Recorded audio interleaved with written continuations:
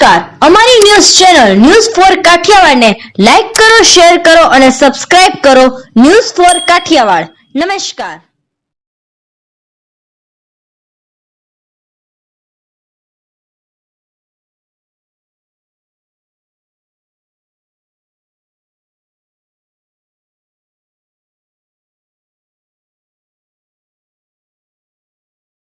श्री जलाराम मंदिर ट्रस्ट जेतपुर द्वारा देने को टुकड़ा लेने को हरिनाम पंक्ति ने सार्थक करता भोजन प्रसादीनो आयोजन करवामां आव्युं हतुं।